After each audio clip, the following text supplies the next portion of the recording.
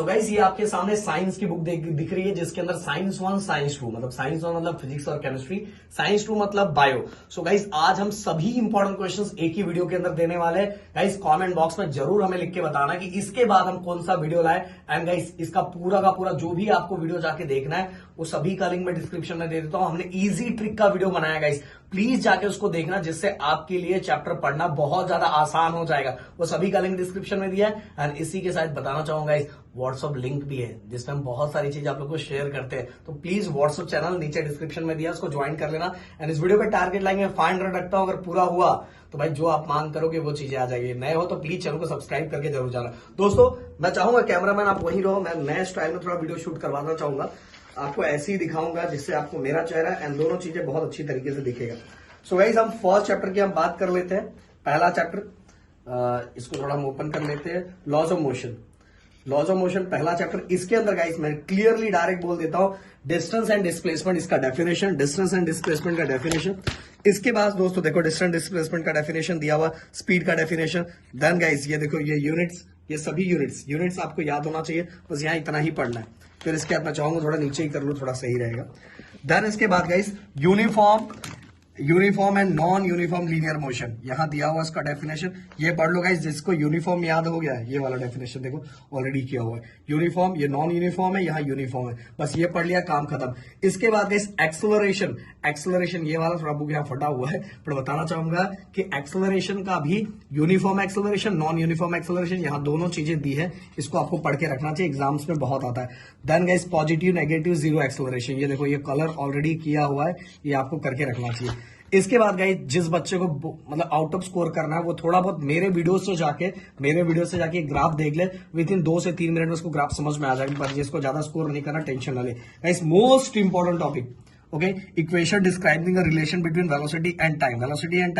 Guys इसके अंदर total 3 relation अपने को करना है। एक v equal to u plus at, दूसरा s equal to ut plus half at square, तीसरा वाला v square equal to u square plus 2as। ये तीनों चीजें आपको करना है। तो ये पहला वाला हो गया। देन ये दूसरा वाला हो गया रिलेशन जो हमारा डिस्प्लेसमेंट एंड टाइम का है, ये वेलोसिटी एंड टाइम का है। देन डिस्प्लेसमेंट एंड वेलोसिटी, तो ये तीनों डेरिवेशन तो हर बच्चे को आना चाहिए। जिसको नहीं आता मैं बता रहा हूँ 30 मिनट्स का वीडियो है, 30 मिनट्स का वीडियो है, ताकि ये चैप्टर देख लेना, आपका काम हो जाएगा। इसके बाद गाइस यहाँ छोटा सा डेफिनेशन आप समझ लो, ये वाला यूनिफॉर्म सर्कुलर मोशन, ये वाला डेफिनेशन, ओके, ये वाला डेफिनेशन। देन गाइस ये न्यूमेरिकल्स एक बार जरूर देख लेना, इससे रिलेटेड आपके बुक के अंदर जो सॉल्व न्यूमेरिकल है उसको करके जाओ। देन इसके बाद Newton second law of motion, Newton first law, second law, third law, ये जो तीनों लॉ ऑलरेडी आपको आता होगा ये पूछ लेना। साथ में गाइस ये देखो ऐसा यूनिट, मोमेंटम का ऐसा यूनिट, ये आपको आना चाहिए। मोमेंटम का डेफिनेशन यहाँ दिया हुआ है, और first law, second law, third law तो मैंने आपको बताया ही है, ओके। देन इसके बाद गाइस एग्जाम में डेफिनेशन में 1 न्यूटन भी पूछा जाता है, 1 न्यूटन एंड 1 डाइन, ये आपको आना चाहिए। एंड गाइस एक कभी कभार रिकॉइल, ये वाला देखो रिकॉइल ये, और इससे रिलेटेड गाइस कभी कभार हमें 1-2 गिव रीजंस पूछे जाते हैं, जो टेक्सचुअल गिव रीजन कर लोगे तो भी काम हो जाएगा, बस इसके अंदर यही करना है। अब वर्क एंड एनर्जी की अगर मैं बात करूं तो वर्क का डेफिनेशन ले लो। वर्क के डेफिनेशन के बाद गाइस ये बहुत इंपॉर्टेंट है, का एग्जाम में पूछा जाता है 1 जूल 1 अर्ग, एंड साथ में ये 1 जूल इक्वल टू 10⁻⁷ अर्ग, ये भी बहुत जगह रिलेशन पूछा जाता है। Then positive negative zero work, ये तीनों डेफिनेशन आपको आना चाहिए। देन इसके बाद एनर्जी का डेफिनेशन ये, देन इसके बाद काइनेटिक एनर्जी, ये देखो काइनेटिक एनर्जी का डेफिनेशन ये, देन काइनेटिक एनर्जी का एक्सप्रेशन, ओके, क्योंकि आपका ये वाला जो एग्जाम है ये टोटल 40 मार्क्स का होगा, तो ये आपको एक्सप्रेशन आना चाहिए दोस्तों। देन इसके बाद पोटेंशियल एनर्जी का ओनली डेफिनेशन। देन इसके बाद लॉ ऑफ कंजर्वेशन का ये वाला पार्ट, और फिर इसके बाद गाइस ये इतना इंपॉर्टेंट नहीं है, अगर जिसको करना है वो करे, बट इतना ज्यादा आप नहीं करोगे तो भी चलेगा, बट जिसको आउट ऑफ स्कोर करना है वो एक बार जरूर मेरे वीडियो से देख ले। मोस्ट इंपॉर्टेंट चीज गाइस ये। देन इसके बाद पावर का डेफिनेशन, ये छोटे छोटे एमसीक्यू में पूछे जा सकते हैं गाइस, ये छोटे छोटे जो कन्वर्जन है ये एमसीक्यू में पूछे जा सकते हैं, तो ये आपको आना चाहिए। तो गाइस 2 चैप्टर का हो गया। अब थर्ड चैप्टर की मैं बात करूं, थर्ड चैप्टर के अंदर दोस्तों मैं डायरेक्ट बोलूं पोटेंशियल डिफरेंस का डेफिनेशन, देन इसके बाद फ्री इलेक्ट्रॉन का डेफिनेशन, देन इसके इलेक्ट्रिक करंट का डेफिनेशन। और डेफिनेशन पढ़ने की जरूरत नहीं है दोस्तों, बस आपने ये फॉर्मूला पढ़ लिया ना, इसी से आप डायरेक्ट ही डेफिनेशन बना लोगे। फिर रेजिस्टेंस ओम्स लॉ आपको प्रूफ करने के लिए आ सकता है, साथ में उसके डेफिनेशन के साथ। और guys 1 volt, okay. Then electric circuit का ओनली डेफिनेशन, फिर इसके बाद रजिस्ट्रिविटी का ये एक्सप्रेशन, ओके, ये एक्सप्रेशन आपको पूछा जा सकता है।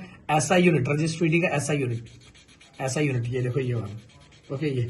देन इसके बाद रेजिस्टेंस का छोटा सा डेफिनेशन, वो याद रखो, रेजिस्टेंस का डेफिनेशन।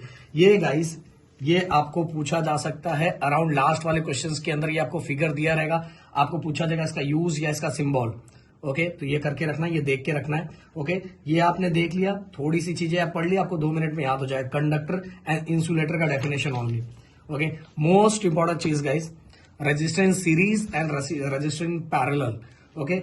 इसके 2-2, 3-3 जो हमारे ये कैरेक्टरिस्टिक है, ये दोनों के कैरेक्टरिस्टिक, ये देखो दोनों के कैरेक्टरिस्टिक एंड साथ में डेरिवेशन देखने में बहुत डेंजर लग रहा होगा, बट मैं दोस्तों बताना चाहूंगा, हमारे वीडियो जाके देखोगे ना, आपको अपने अच्छी तरीके से समझ में आ जाएगा।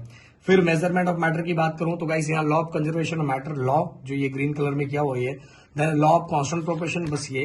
देन इसके बाद गाइस ये साइज किससे डिटरमाइन किया जाता है, एंड साइज के साथ ही एटॉमिक रेडियस को किस में लिखते हैं, ये एमसीक्यू में आ सकता है। फिर एटॉमिक मास नंबर, ये पढ़ लो। फिर इसके बाद गाइस आईयूपैक का फुल फॉर्म, 1 डाल्टन का डेफिनेशन, ये म्यू किसका सिंबल है और इसके इक्वल टू क्या होता है। एटॉमिक मास का क्या सिंबल होता है, ये आपको पता रहना चाहिए। एंड साथ में गाइस मॉलिक्यूलर मास अपने को निकालने के लिए आएगा। देखो ये एटॉमिक मास हो सकता है टीचर आपको दे, एंड ये सभी का मॉलिक्यूलर मास, इवन गाइस आपके एक्सरसाइज के पीछे भी मॉलिक्यूलर मास फाइंड करने के लिए बोला गया है। ये देखो, ये इसकी अगर आपने 2-4 प्रैक्टिस कर ली तो आपको समझ में आ जाएगा कि मॉलिक्यूलर मास किस तरह से फाइंड करते हैं। इसके बाद हाँ, एक और जो न्यूमेरिकल ये बहुत इंपॉर्टेंट है, आपको ये पूछा जाएगा कि नंबर ऑफ मॉलिक्यूल्स कितने होते हैं। तो उसके लिए ये तरह का जो डेरिवेशंस है, ये जो डेरिवेशन बोल रहे न्यूमेरिकल्स, ये न्यूमेरिकल सॉल्व करने आना चाहिए। ये मैंने अपने छोटे वाले वीडियो, जो ट्रिक वाला वीडियो, उसमें बताया हुआ है, प्लीज जाके इसको देखना, क्योंकि इससे रिलेटेड न्यूमेरिकल पूछा जा सकता है। इसके बाद कैटायन क्या होता है, एनायन क्या होता है, ये आपको पता रहना चाहिए।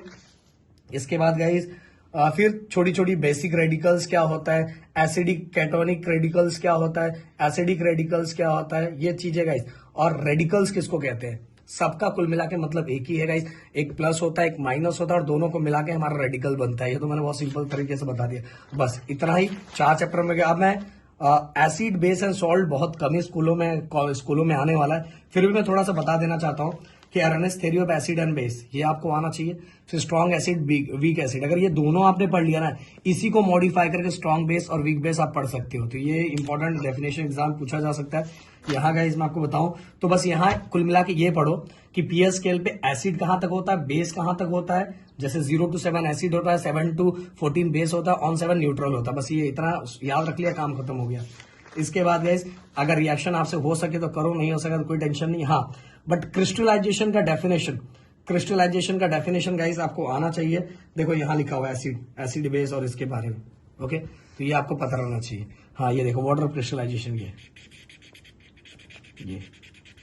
ये वाला डेफिनेशन आपको पता रहना चाहिए।